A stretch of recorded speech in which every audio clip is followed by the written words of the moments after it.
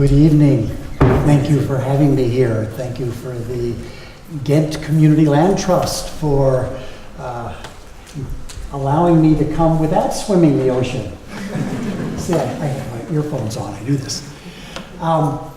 So, you know, they say that people need to hear a new idea 3 times before they finally understand it. So, you've already heard a lovely, very accurate presentation describing the CLT from the first speaker, and the nice presentation from the folks in Brussel. And I'm going to talk about the model in a slightly different way, but hopefully I will not depart too much from the slides, the understanding that you already have. The first community land trust, the first modern day community land trust in the United States was created in 1969. It emerged out of the Southern Civil Rights Movement in Georgia. The first urban community land trust was organized a dozen years later in Cincinnati, Ohio. Since that time, the growth of the CLT movement in the United States has been a pretty steady line upward. There are now over 260 community land trusts in the United States, but it still hasn't been around very long. And we are in 46 different states in the United States, plus Washington, D.C., and there's another CLT in Puerto Rico. So we've spread across the landscape. We're starting to fill in the dots here. There's still a few states we haven't hit, and there's some states with a lot of community land trust and others where there are only 1 or 2. So we still have a lot of growth. But still, the question is, how did this happen? How did we go from 1 community land trust in 1969 to about 5 by the time we had the first urban CLT, to growing to 260 community land trusts in the United States? So I'm going to pose this question and try to talk about the community land trust almost as a mystery novel. I don't know how many of you read mystery novels, whodunits, crime novels, trying to figure out who committed the crime. I'm not implying that the community land trust is a crime, but I am saying that you can apply some of the same deductive reasoning to this question of why has this very unusual model of housing of land taken off? How is it that people have looked at this and said, all right, it's very unusual, but we're going to try it out? And in any crime novel, you know, when you're trying to solve a crime, it's always the holy trinity of deduction: means, motive, and opportunity. How was the crime committed? Why was the crime committed? And did the prime suspect have an opportunity to do it? Okay, so we're going to do the same thing with the community land trust. I want to talk about the growth of this model in terms of means, motive, and opportunity. And the first one that I'm going to talk about, the CLT itself. This is the murder instrument. This is the means. And I'm going to talk about it in terms of what are the key features of the CLT that has already been presented a couple of times tonight, and I'll do it in a slightly different way and talk about it as we would talk about it in the United States, but you'll have to find your own language, of course, in your own applications here in Belgium. I'm also going to talk a little bit about some of the variations, because in those 260 community land trusts in the United States, there's a lot of variety. Every community takes this basic model and applies it in a slightly different way. It's a very plastic, malleable, flexible model. Every CLT doesn't look alike. This is not like McDonald's or Kentucky Fried Chicken. It's not a franchise. There's no CLT police saying, no, no, no, you may not deviate from the pure model. A lot of variety in the United States, and you're going to come up with your own variations here. So I'm going to talk about community land trust, and I'm going to talk about the main features in terms of ownership, organization, and operation. So you have a sense of what we do with each of these. This is the L in CLT, the land. And as you've already been told, we deal with the land in a very different way, an unusual way. Whereas you have one party that owns the land and another party that owns the structural improvements on the land. Yeah? Individual ownership or corporate ownership or co-op ownership of the buildings, an NGO, a nonprofit organization, owning the land in perpetuity, so the land never again goes back onto the market.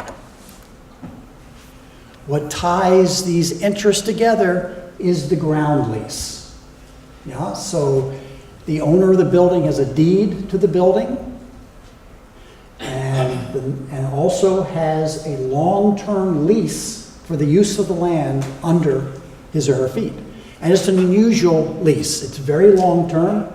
Typically in the United States, it will last 99 years. It is inheritable.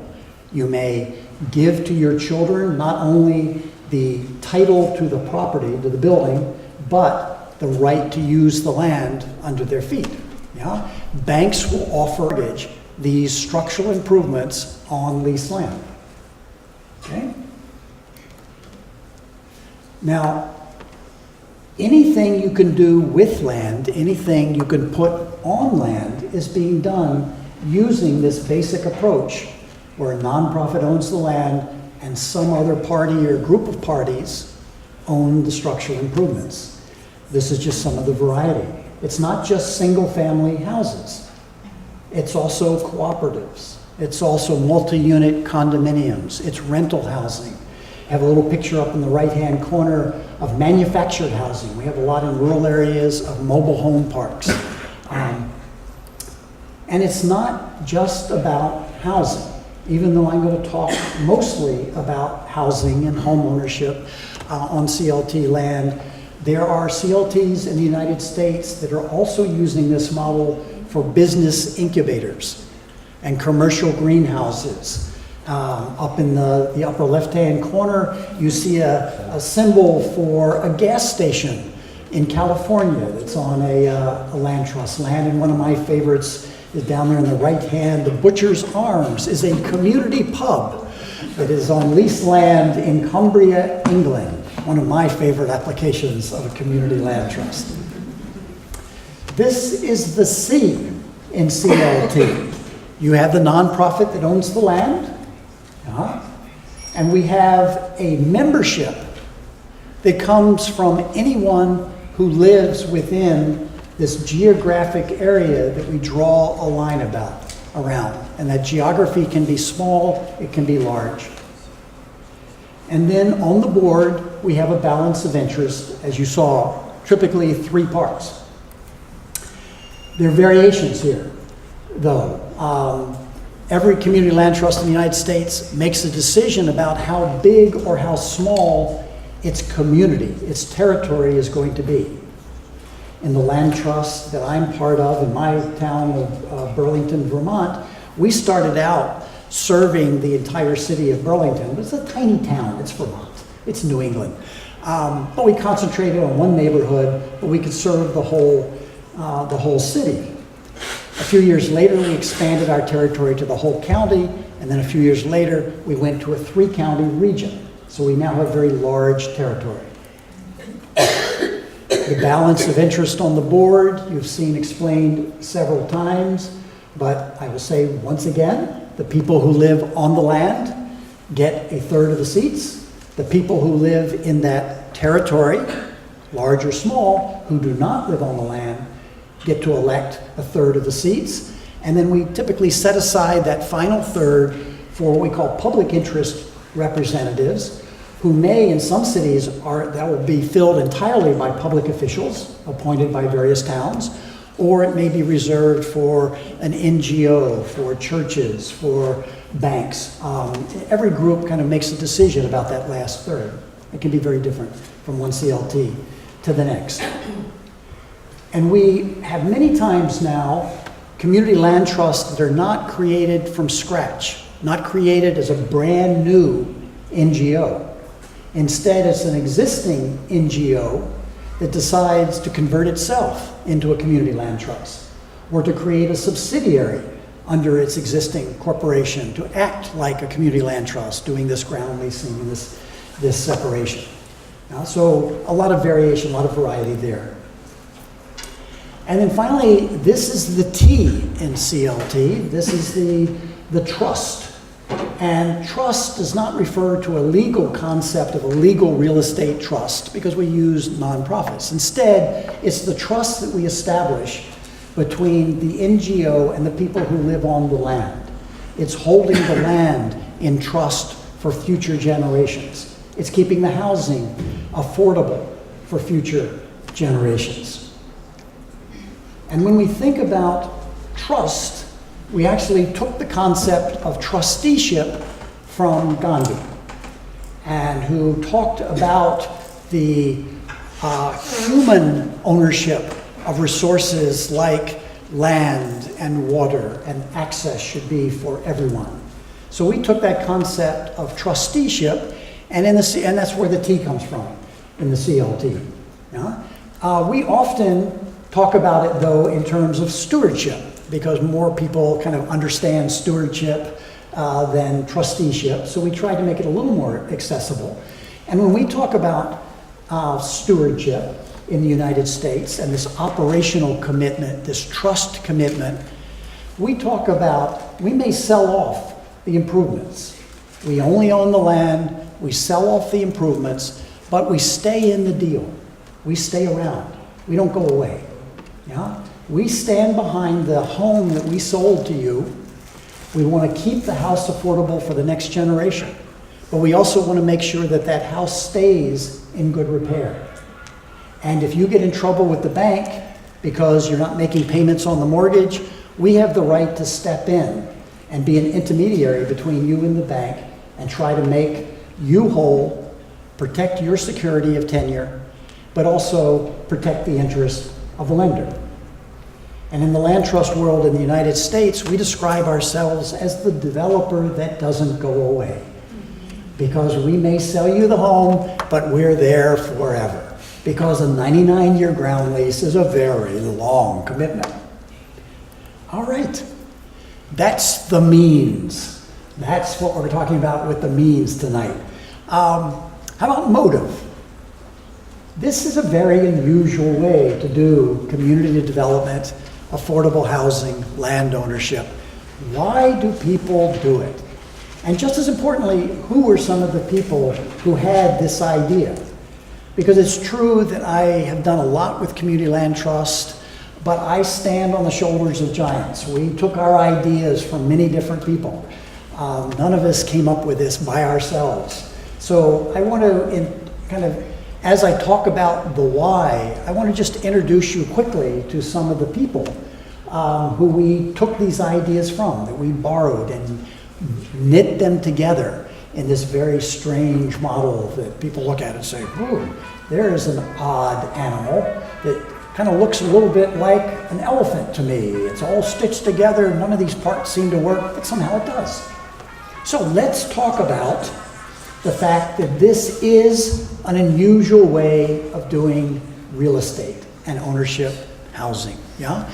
But there are many religious and cultural traditions that go back way, way in time that looked at the land differently than they looked at what you built on the land. They saw land as part of the human heritage, and that we would treat land as our shared resource, yeah? Even in the United States, we have, from our Native American forebears, they had a very different idea of owning land. In fact, they looked at the idea of owning land and they said, that is the strangest idea I have ever heard. These Europeans came to North America with this idea you could own land. Boy, that's like owning the light on the water, the sparkle of the sunshine. This is a strange, strange idea. Now, of course, this strange idea is not part of the dominant culture in the United States, where everybody's hobby is buying and selling land and trying to make a killing and make a profit off their land and a profit off their house. You know, it's like the American dream of home ownership. And part of that dream of home ownership is that I'm going to sell my house for as much as I can get to the next sucker who's going to pay more than I paid, and then I'm going to make a killing. You know, that's the way it goes. And, you know, the idea that we're going to speculate on land. I'm going to get there first, and I'm going to gobble up all the land, and then you're going to pay very dearly to get on that land. Many of our founding fathers in the United States were land speculators before they became soldiers or diplomats or presidents in the United States, including George Washington there, the father of our country, on our dollar bill. He was a land surveyor and a land speculator long before he became a soldier. But even despite that, in the United States, we did have a few little enclaves where people looked at land differently, where they looked at it as a shared resource, including the commons, where we would set aside parcels of land in all these new towns, and the land would be shared. You could graze your animals there, you could harvest firewood there, and it became the center, the place for recreation and for political gatherings. You know? And there were a few people who had a different idea about land. Abraham Lincoln, who would be familiar to many Europeans, as he is to most people in the United States, he thought that we ought to be treating land differently than we treat the improvements. The person in the United States who probably took this idea the furthest and said we should never have, we should just treat land very, very differently than the structural improvements, was a fellow named Henry George. Now, during his lifetime, he was the most famous American beyond our borders. In fact, it was said that during his lifetime in Europe, the only American who Europeans knew more about were Mark Twain and Thomas Edison. Henry George was very famous. Not too many people in my country, and I would wager in your country, know about Henry George today. How many of you have heard of Henry George? That's okay. There's somebody, but Garrett, you don't count. All right. How many of you are familiar with this game? Has that come across the Atlantic? Oh, there's a few more hands. Yeah? All right. This board game was created in 1904 to teach people about the ideas of Henry George. How do you win at Monopoly? By speculation. Yeah.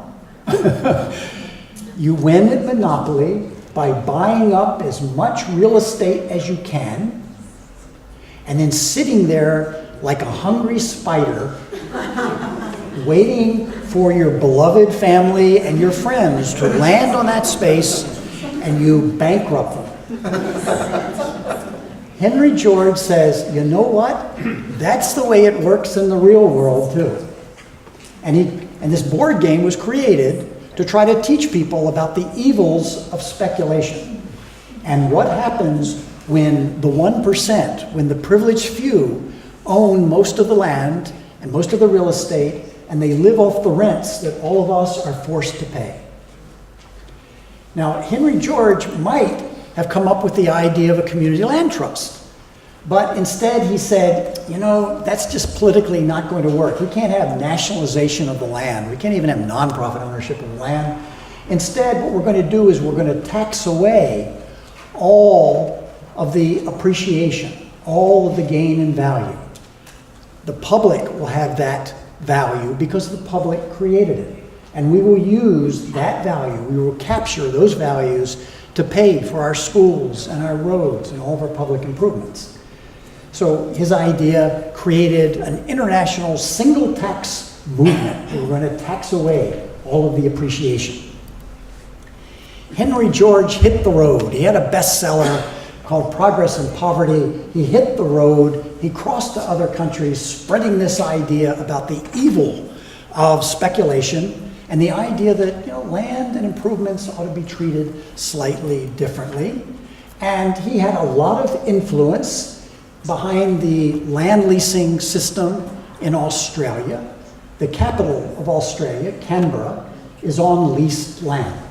You have private individual ownership of the structural improvements. The government owns all the land under Canberra, at least the center, the original part of Canberra. Henry George's ideas were very influential in the birth of the Zionist movement in Israel and the Jewish National Fund. The idea that you would have public ownership of the land and individual ownership of the structural improvements.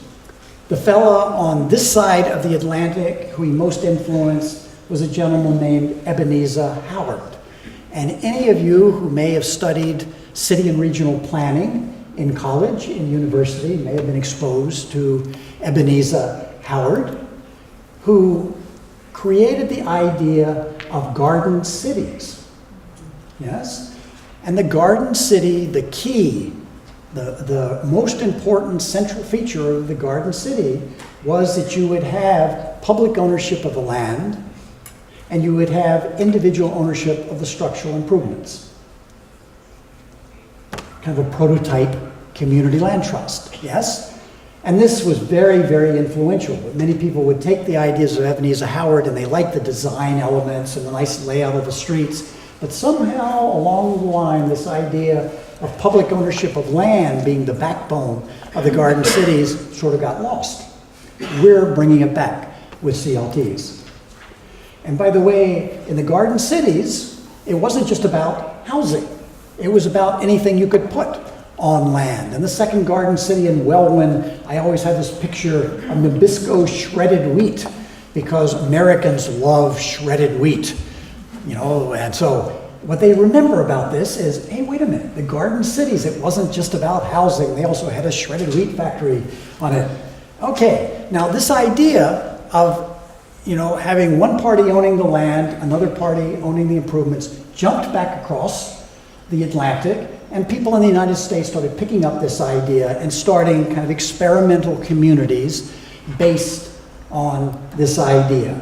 And you don't have to go, I'm not going to give you the biographies of all of these unusual Americans. You don't really need to know it, other than the fact that their ideas, they stole all their best ideas from Ebenezer Howard, and they created these planned communities on leased land, many of which have been around since the 1900s, 1920s.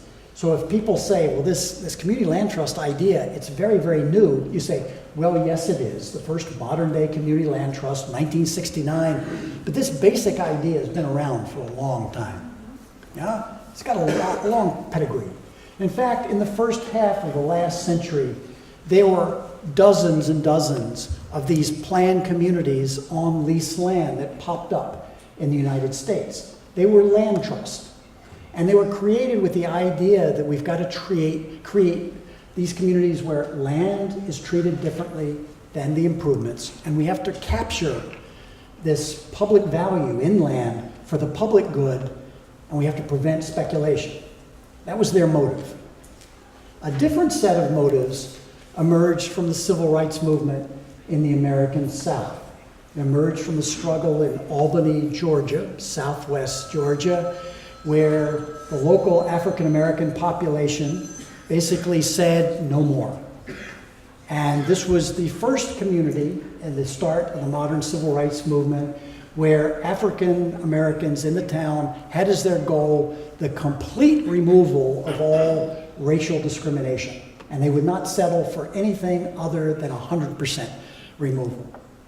And the leaders of the Albany movement were a local attorney named C.B. King and a local real estate broker named Slater King. They happened to be first cousins of Martin Luther King. Another leader of the Albany movement was a gentleman named Charles Sherrod and his wife Shirley.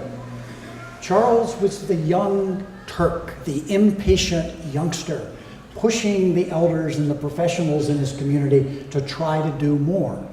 Because his experience was you go out into the countryside and try to register people to vote. And the first thing that happened is the white man who owned that land under their feet evicted them from the farm. And this was a painful realization of Charles Sherrod, where he says, look, I'm trying to do voter rights and political organizing, but people don't have any economic or political independence, a place to stand, so they're vulnerable. So he said, what am I going to do about this? So all three of these African-American leaders are pondering this idea, and this fellow from the north shows up, who is a Quaker from the north, named Bob Swan. And he comes south to help rebuild black churches that were being firebombed by white terrorists in retaliation for their effort to try to register people to vote and to try to get their political rights. And Bob, working in the South, came to this and said, look, for the first time I'm realizing that one of the reasons that African Americans have no rights is because they have no power and they have no land and they have no independence. So he started wondering about this too. And he manages to meet up with Slater King, and for one reason or another, this white man, white pacifist from the north, and this African-American civil rights activist from the south come to trust each other and develop a friendship. And they start talking about, hey, this common problem. What are we going to do about land? What are we going to do about the land question? And one of the reasons that I discovered only recently that there was some trust, remember this was a pretty bloody, violent time. This white guy comes down from the north and he says, hey, I want to help you out. Why would a black man trust him? Well, in any good mystery novel, what is the French saying, look for the woman? Yeah, I don't know French any better I know Dutch, so I can't tell you the French. But look for the woman, and that's the explanation. Because it turns out that Bob Swan's wife is close friends with Coretta Scott. And years later, Coretta Scott marries Martin Luther King. So when Bob Swan shows up in the South and says, gee, I want to figure out the land question with you, it's because the women already, across these families, already had a good relationship. So they could kind of trust each other because the women were the bond. Look for the woman. And what both of these men were trying to think about at that point, Bob because he had been a pacifist, anti-war activist, and Slater because he was a civil rights activist, is, okay, we've been doing protest. We've been protesting. We've been filling the jails. But what comes after protest? Gandhi used to talk about the difference between the protest movement and a constructive movement. So what Bob and Slater started wondering about is what is the constructive movement that follows political organizing and political protest? And they turned to what was going on in India, or what had gone on a few years earlier, where after the assassination of Mahatma Gandhi in 1948, the leadership of his movement, the political side went to Nehru, and the spiritual, cultural side, the social justice side of Gandhi's movement went to a man named Vinoba Bhave. And Bhave's great cause was land reform in the rural areas, trying to get land from the haves and put it into the hands of the have-nots. And at the height of his movement, going village to village, challenging the rich people who will donate land for the poor, they were collecting hundreds of thousands of acres of donated land every month, and then taking that land and giving it to the poor. But what they discovered after a few years is that when they just gave the land to the poor, within a few years, the land was lost again to money lenders and to seed salesmen and from speculators who would come in and buy the land from unsuspecting low-income people. So Bave came up with a very interesting change to his model. Instead of taking donated land and giving it in individual title to individual farmers, they created village trust, where the land would be donated to the village trust, held in trust for all of the low-income people in the village, and leased to the individuals. Sounds a lot like a land trust, yes? The idea of community ownership of land, and that one of the ways to protect the security of tenure of the low-income people you're trying to help is being the developer that doesn't go away, holding the land in trust and leasing it rather than selling it in individual title. Bob and Slater and 6 other civil rights activists learned all they could about India, but they also said, there's another place where land leasing has a long history and is being used combined with agricultural cooperatives. Because these folks wanted to do community land trust, they wanted to do ground leasing in the rural South, but they wanted to do it for African American farmers who were being forced off the land. So they were very interested in the model in Israel of doing cooperative settlements on leased land. The Jewish National Fund held the land, and then the kibbutzim and the moshavim would lease the land and then create the settlements, do the agricultural production. And the model they were most taken with was not the more collectivist model of the kibbutz, but the kind of a more mixed model of the moshav. They came back from Israel in 1968, all fired up, and they said, we've got to do something like that in the American South. And they pulled together leaders from every civil rights organization in the South that had any interest in the land question. And they created a blueprint for the first community land trust. Their motive was not really capturing value. It wasn't even necessarily a philosophy of shouldn't have land ownership by individuals. Their motive for creating this model was, how do we have collective security so we don't lose the land that we work so hard to get, but at the same time, how do we have individual interest in the buildings? And they created the first community land trust as a model of economic and political empowerment. The first CLTs that came out of the, after new communities, however, really were kind of alternative communities, or almost like hippie communes, back to the land sort of things.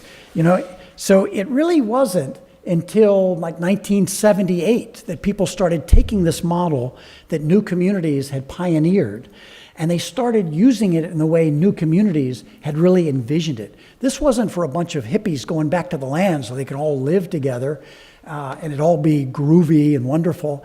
It was really a model that was for the empowerment of the people who had been left behind.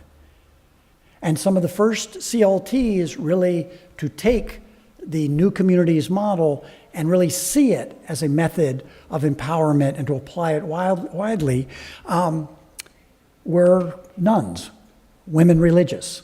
So many of the first CLTs, the champions, the leaders, were organizers in low-income communities who had been or still were women religious in the Catholic Church. This is a former nun, Marie Cirillo, organized a community land trust in the coal fields of East Tennessee. A nun, Lucy Poulin, who organized a community land trust in Maine, on the coast of Maine. And then the first urban CLT was created by an ecumenical association of churches and ministries in an inner city black neighborhood in Cincinnati, where the downtown was expanding and starting to push low-income people and people of color out of that neighborhood because the land was so valuable. For them, their motive in adopting the community land trust was to prevent displacement, to fight gentrification, to give a local community the power to plan its own future. So you see, each group is sort of taking this model and kind of finding another motive, another application for it, another reason that it might work in their community. And out of the experience of these first community land trusts, there was a book written in 1982, a collection of people trying to lay out some of the key principles. And what's new in this book is really bringing in not just the pieces of the model, those three circles that I showed, but also putting a new emphasis on organizing, building your base, educating people before they buy homes, a new emphasis on permanent affordability, an emphasis on standing behind the deal. And a realization in the 1980s, as that line starts going up, is that it's not just the land that we risk losing when we put it into the hands of individuals, it's also the houses themselves. And we've had many, many cycles where in hot markets and in cold markets, the most vulnerable people lose their homes. Affordability is lost in hot markets. In cold markets, you have a lot of deferred maintenance, and people don't have the money, the wherewithal to keep their homes in repair.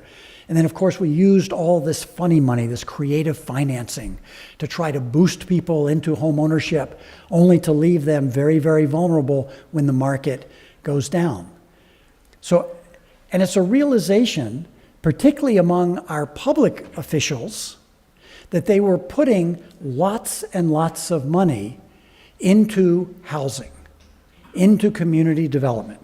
They were filling up the bucket. They were helping people become homeowners, subsidizing individual families to the tune of $100,000 to help them become homeowners. But when those homes are lost, what happens? There's a hole in the bucket. So we don't make much progress towards solving our housing problem because we pour more and more dollars in, right? And within a few years, either people sell out to reap the profits and we lose the affordability, or the market goes bust and they go through foreclosure. So the public investment gets lost, the affordability we tried to create gets lost, the home ownership that we're trying to sustain gets lost. It's a leaky bucket. How do you make progress in trying to solve our housing crisis if there's a hole in the bottom of the bucket? So for us, stewardship was a matter of plugging the holes in the bucket. And our public officials really liked the idea. Because when we could go to our public funders and say, invest one time, help us buy the land, help us create an organization that stands behind the deal so that your investment is not lost, and we continue to subsidize, we continue to serve one generation after another, they said, gee, that's fiscally conservative. I don't have to be a left-wing crazy to like this idea. This is very conservative. We like investing our dollars in a public benefit, a public purpose that lasts. So we have a lot of cities in the United States that have gotten behind this model in a very big way, including mine in Burlington, Vermont. So these are the motives. This is why these characters, these many people, for different reasons, different people had different motives for adopting this model. Means, motive, opportunity, and I'm coming to a close here. It takes a lot more energy to listen than it takes to talk. So you can see, I'm starting to go faster and faster, and I'm waving my hands, I'm getting animated because, I'm getting all energized. You're kind of starting to fade. Well, I would be the same if I were out there. So it's okay. I'm almost done. But we have to do opportunity. Because now we've got this great tool. We've got this great means of doing community development, doing affordable housing. Yeah? And we've gone through the motives, why people would do it. But what about being in the right place at the right time? And I think that's what we mean by opportunity. And that's what I mean by this being a very, very flexible model, because community land trusts are being used to build new buildings on vacant land. They're being used when you demolish old structures and you build something new. They're being used to rehabilitate existing buildings. You don't have to start like a new town, a garden city, where you have a big vacant piece of land and you build a new city. Instead, you can take the current existing built environment and gradually build your foothold and expand your holdings. The other part of opportunity is anything you can do on land, you can do with this model. And I'm just going to go through and show you some pictures, because we have many CLTs that do single-family homes. We have many that do multi-unit buildings on leased land. Senior housing on leased land. There's a very nice project done by a community land trust in Albuquerque, New Mexico. We mix models, where we have limited equity housing cooperatives on land trust land. So the two models work together very well. We have community land trust that develop service facilities, nonprofit facilities for other NGOs in their community. We have retail space on the ground floor or office space on the ground floor, housing above. I already mentioned commercial development. Here's my butcher arms. And actually, in full disclosure, because I have to come clean with you, I am a co-owner of the Butcher Arms. It's organized as a co-op. And my wife and my daughter and I bought shares in the Butcher's Arm because I've always wanted to own my own pub in Cumbria. So if you're ever in Cumbria, please go by the Butcher's Arms. Tell them John sent you and they'll give you a pint on me. Maybe. Mobile home parks, I mentioned. We have an increasing use of community land trust for urban agriculture, setting aside land for gardens and even for commercial agriculture. This is a wonderful mixed-use project in Madison, Wisconsin that has a co-housing project, and then it has walking trails and commercial agriculture and community gardens all on leased land, held and operated, leased from the Madison area Community Land Trust. Out in rural areas, we have community land trusts that are saving farms and forest. We have urban parks that are being done with community land trusts. This is just a handful of parks from different cities that have been done by community land trust. In Boston, the Dudley Street Neighborhood Initiative, anything you can do with this model, they have done it. They have done commercial, they've done gardening, they've done co-ops, they've done rental. All with a base of empowering an African-American community on the edge of the downtown where the land has become very, very valuable.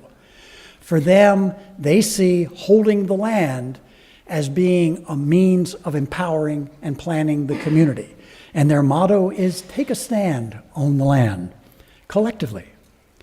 In Atlanta, Georgia, a land trust is being used in partnership with the development of light rail in a ring around the city, where their concern was the displacement of low-income people when they build new parks and light rail through their neighborhoods. So they wanted to capture some of the land and some of the land values to serve the community instead of displace the community.